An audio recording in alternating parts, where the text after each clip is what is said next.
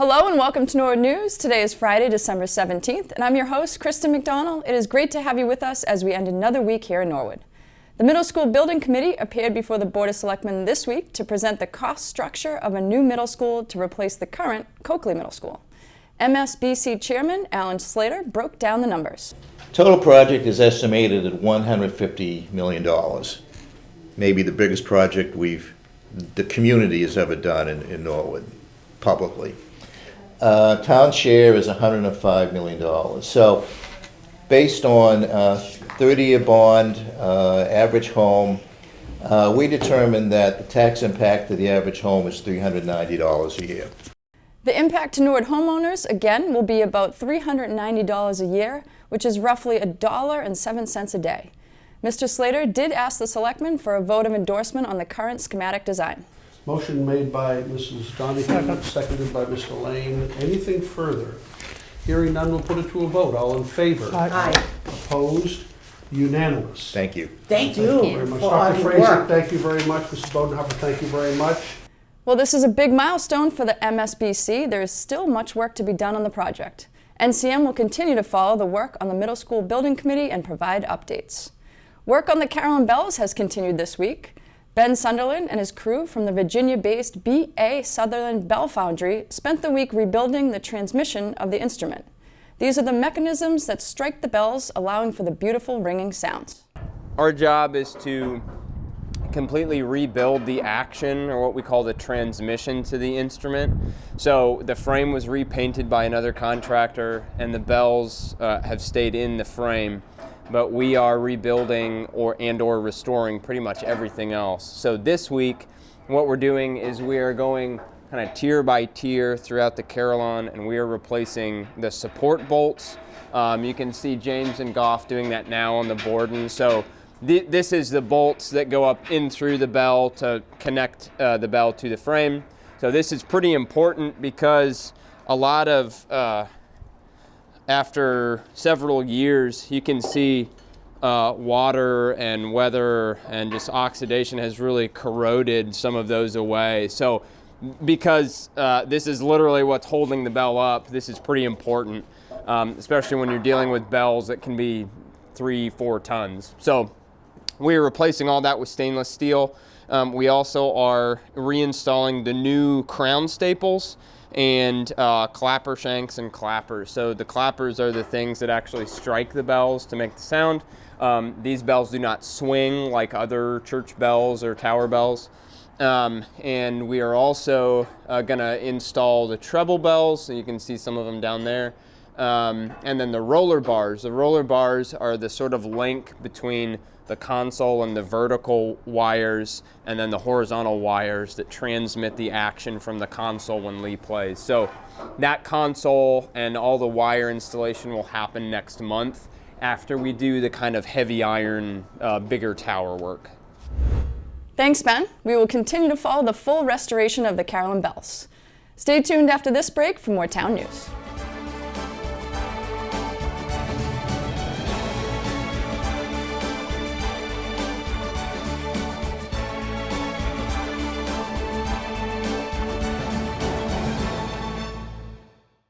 Did you know that the Norwood Commission on Disability is a new interactive way the town is looking to engage with folks in the community who may have a disability or who may be advocates for people with disabilities?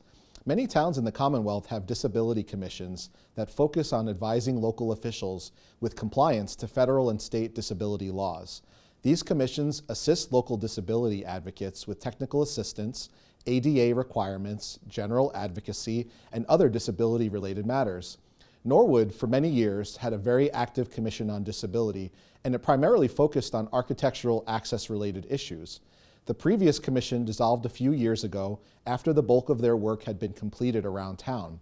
This year, the Norwood General Manager resurrected a new iteration of the commission with a new focus. This re-energized version of the commission is looking to specifically concentrate on other areas, such as community outreach and education on neurodiversity, deaf and blind challenges, disability disaster preparedness, and training for both municipal and other entities on serving populations with disabilities. Architectural access will still be a concern, of course. However, changes to building codes and municipal facilities in the last few decades have greatly enhanced architectural access. The Commission will be seeking feedback from the community in the form of a survey that will be released shortly after New Year's 2022. The group will also invite guests from the town to visit the Commission meetings to discuss how they serve residents with disabilities in their lines of business. Commission members are welcome from anywhere in the community, though it is recommended that the Commission maintain a proportion of individuals on the Commission who may have a disability. Advocates and family members are encouraged to seek a spot as well. As of December 1st, we currently have about 4 remaining vacancies. This commission meets once a month virtually on the 3rd Thursday of each month at 4 p.m.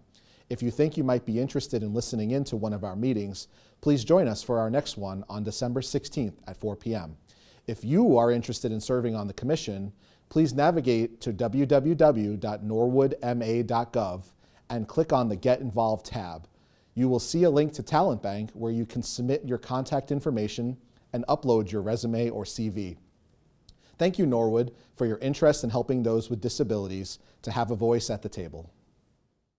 Welcome back. Thursday night, Santa Claus and his trusty elf Erin took time out of their very busy schedules to Skype with the boys and girls of Norwood. There were many calls, and the children had the opportunity to tell Santa what they would like for Christmas. Liam, what do you want? What do you want for Christmas? I want an exercise bike for kids. An exercise bike. Wow, that's a great answer. gift. Okay. I think I'm gonna have the elves make me one too. I could lose a few pounds. Yeah, we. Check the NCM schedules for the rebroadcast times of the live Chat with Santa program. A classic rock band that has sold over 20 million albums and is a member of the Rock and Roll Hall of Fame came to Norwood last week. Cheap Trick performed at Ernie Bach Jr.'s house as part of a fundraiser for his charitable organization, Music Drives Us.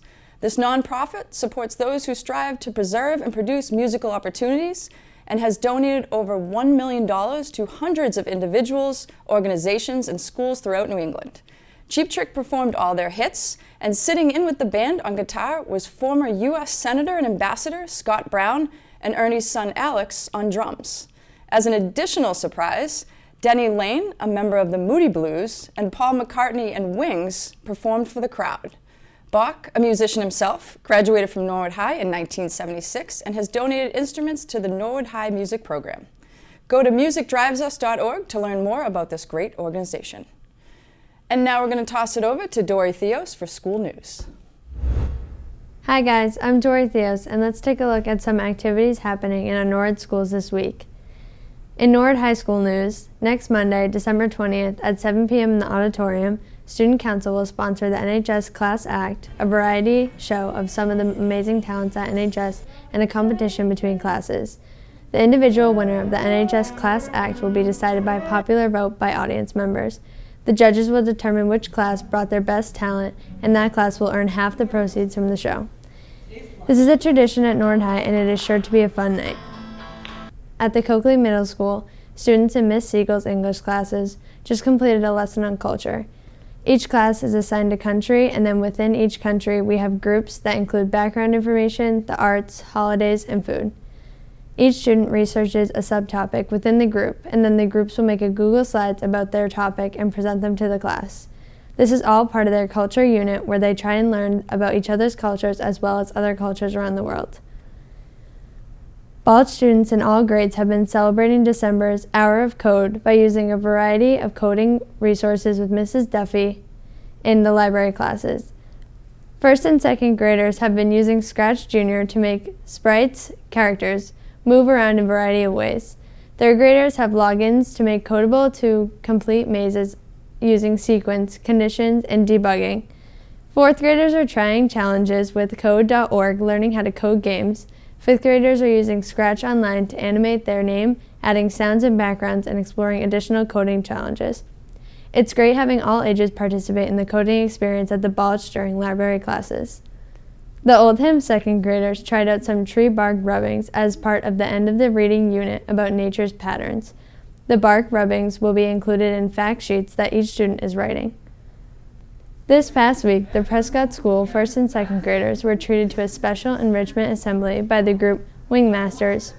Mr. Jim brought 5 birds of prey to all the students, including a red-tailed hawk and a great horned owl. Students learned about why these specific birds were rescued, what their natural habitat would be, and how they would benefit our environment. Students and teachers alike learned so many important facts about the birds that can be found right here in Norwood and around our schoolyard. Students asked great questions of Mr. Jim and were complimented on their curiosity and thoughtful questions.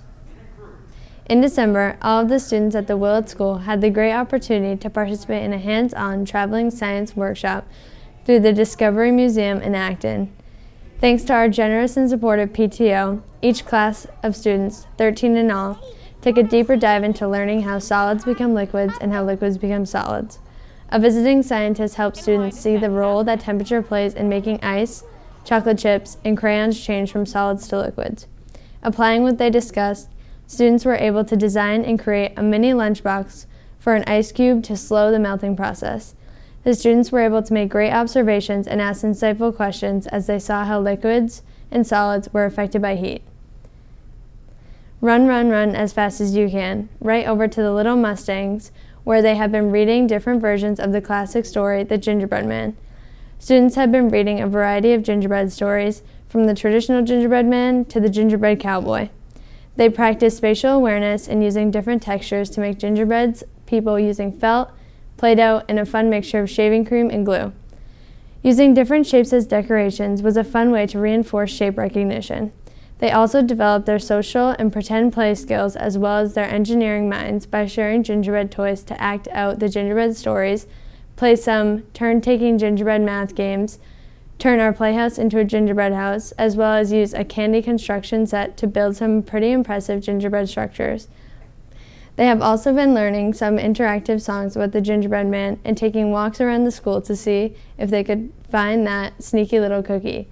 The Little Mustangs will have a difficult decision next week when they wrap up their gingerbread by having gingerbread decorating parties in their classes. Will they follow the fox's lead and gobble up their cookies? Tune in next week to see. Well, that's it for school news. There's something interesting happening in our classrooms and schools every day, and thanks to all the educators who share the news with us. Now let's go to Mike Malou for the latest in winter sports news. Hello everyone, and welcome to the Sports Update. All the winter sports teams were back in action this week, so let's go back and take a look at some of those scores. The track team opened up their season taking on Westwood at the Reggie Lewis Center. It was a great night with a lot of strong performances by all the Mustang athletes. The boys team rallied late to win the last 3 events to beat Westwood by a score of 53-41. One of those wins came in a 55-meter dash when Isaiah Groupie blew away the field. Today, 2 first places. Hopefully in the other races I'll be able to break some records, but I'll take 2 first places. I'm really trying to break the record. I'm only 2 milliseconds away or so I'm pretty close. The girls fell short to the Wolverines 61-33, but had some strong performances of their own. Tina Fontaine also won the 55-meter dash in an all-out effort. For the 55, I did well. I got first, and I PR'd. But at the end of after I crossed the finish line, I wiped out a little bit, and I sort of sprained my wrist and rolled my ankle. And that sort of set me up a little bit for how the 300 would be. So I didn't quite run my best 300, but next time I definitely will. Both basketball teams hit the road for a doubleheader at Westwood. It was a close one for the boys, and they snuck out a 53-51 win, led by Noah Bedette's 19 points. The girls picked up where they left off last season with a dominating win, 48-29. Last weekend, the boys hockey team traveled to Gallo Arena in Bourne for this year's Gormley Cup.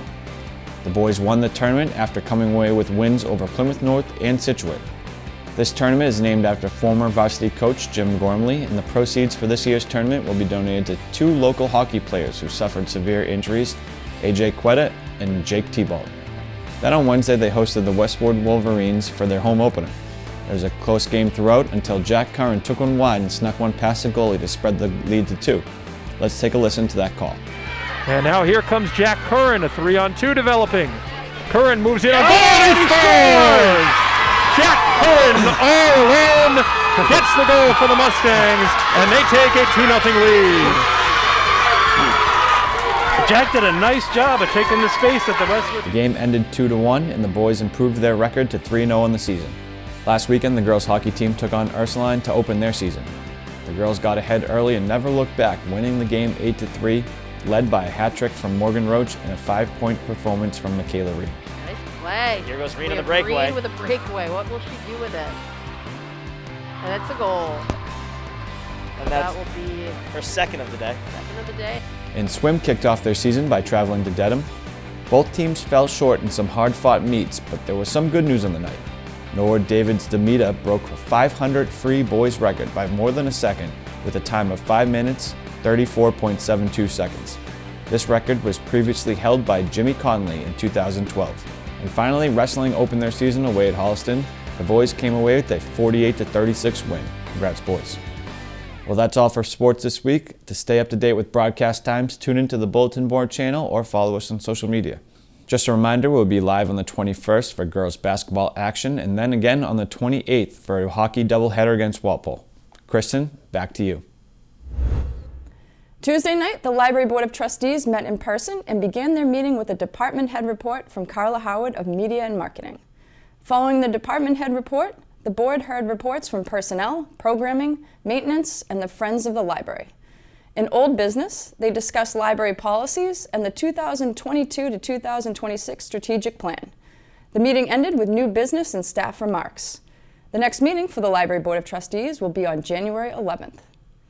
The school committee met remotely Wednesday night. The middle school building committee presented updates to the project schedule. Alan Slater reviewed key aspects of the schematic design. Athletic Director John Longley provided an update on the athletic program fees. Assistant Superintendent Wyeth presented a report on the latest MCAS results. The food services contract was renewed unanimously by the board. Before adjournment, board members thanked parents and faculty for a wonderful year in 2021.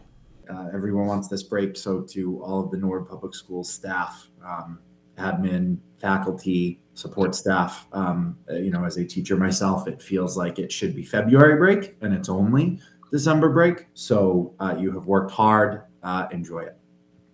Thanks to the school committee and all of Norwood's school staff for the constant hard work and dedication. The school committee meets next in January. The Conservation Commission met remotely Wednesday night. The group discussed project updates for the case regarding Plantation Circle. Members also reviewed a proposal for a case over on Access Road, and a site plan review was recommended by the board. The group voted to continue the hearing until January 5th. Holly Jones presented an update on wetlands issues and gave her updates. David Hearn represented applicants seeking feedback and comments regarding a redevelopment plan at the Space Center. Before adjournment, the group discussed 3 potential violations and agreed on a course of action to solve the presented issues. The commission meets next in January. The Commission on Disability met remotely Thursday afternoon. Recreation Department Program Director Travis Farley discussed upcoming goals and objectives with the commission, including ADA updates for the town pools and summer camps.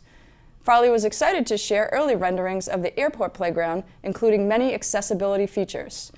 Later, the group reviewed a working list of accessible resources and programs in town. The commission meets next in January. For complete government coverage, tune into the NCM Government channel or watch on demand at norwoodcommunitymedia.org. Stay tuned after this break for more town news.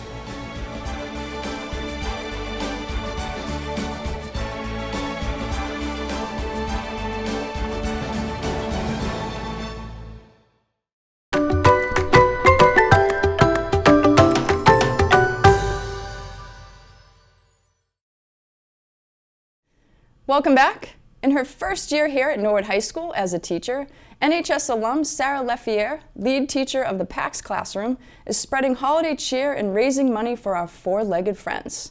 Sarah and her class are making homemade dog treats to raise money for the PAX classroom. Erin Crowley stopped in to see the kids in action. So behind us, we're making dog treats for dogs for Christmas. My favorite part is actually, baking. Yeah, I love baking everything, like treats. Sometimes I do like 5 or extra, more than less. I can't wait to get one for my dog Mac. He is going to devour them. And if you need to know who he is or a visual, he's right here for you.